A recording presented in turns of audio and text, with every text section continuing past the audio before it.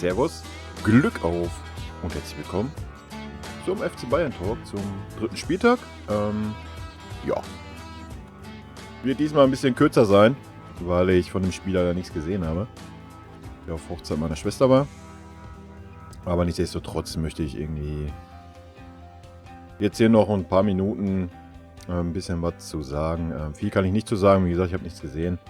Aber bevor mir nachher am Ende der Saison irgendwie ein Spieltag fehlt, ist ja auch so ein bisschen kacke. Deswegen habe ich mir gedacht, komm, machst du hier kurzes Video.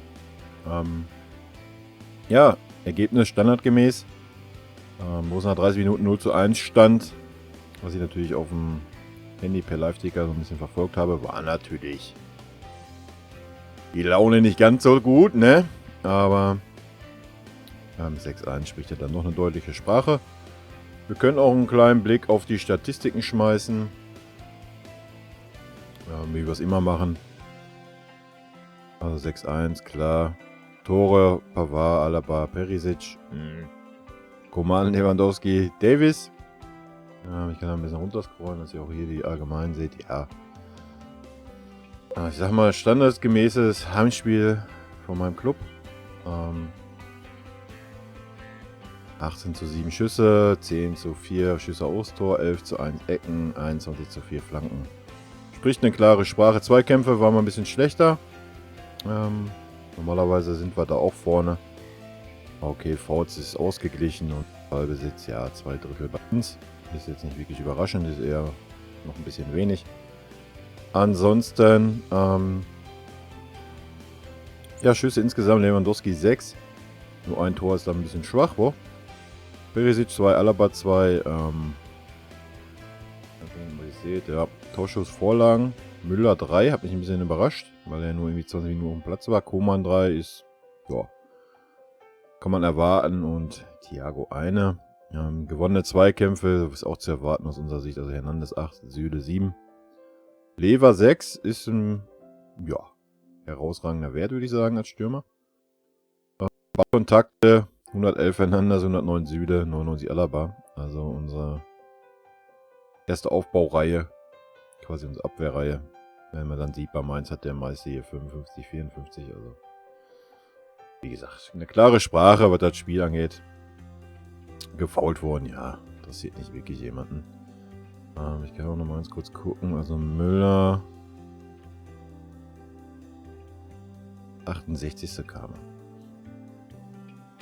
Ja gut, aber ich meine, wenn der Müller diesmal einen Ball stoppen konnte und auch mal einen Ball zum Gegner gebracht hat, hat sich der Transfer von Coutinho, beziehungsweise jetzt heißt ja kein Transfer, die Leihe, auf jeden Fall schon mal gelohnt, dass der Müller mal ein bisschen Druck kriegt. Vielleicht braucht er das in seinem Alter mittlerweile, ich weiß es nicht. Wie gesagt, die ersten Spiele waren enttäuschend von Müller. Ich habe es jetzt nicht gesehen, ja, wenn er da irgendwie jetzt die 3 Vorlagen zusammengestolpert hat durch Zufälle. Deswegen kann ich mir da jetzt kein Urteil erbilden. Aber wenn man in 22 Minuten 3 Torschüsse vorbereitet, kann es ja so schlecht nicht gewesen sein eigentlich. Für Davis freut es mich. Habe ich gesehen, also ich habe mir die Tore angeguckt, ja. Das Spiel nicht komplett, sonst würde ich ja auch eine Meinung, würde ich auch Noten verteilen, was ich natürlich jetzt nicht mache. Wie gesagt, für Davis freut es mich, dass er ein paar Minuten gekriegt hat, dass er ein Tor gemacht hat.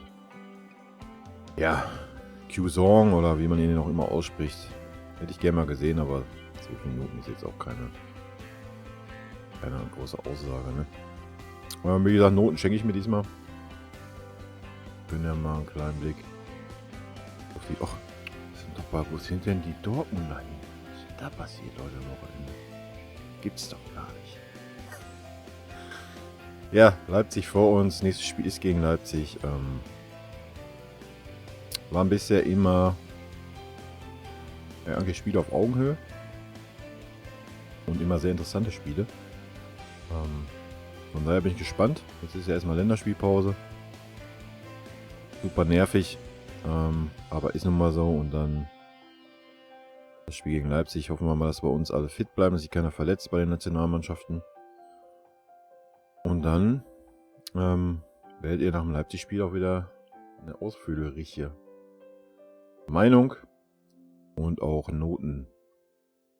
Meine Noten, ja, meine persönliche Meinung bekommen. Gut, das soll es gewesen sein. Wie gesagt, ne? Schön groß an meine Dortmund-Fans hier. Und was ist eigentlich mit Hertha los, Alter? Naja, sagt noch nichts aus nach 3 Spieltagen, ne? Wir sehen uns nach dem Leipzig-Spiel, hören uns dann wieder. Ich bedanke mich für eure Aufmerksamkeit. Mit rot-weißen Grüßen, haut rein, bis dann.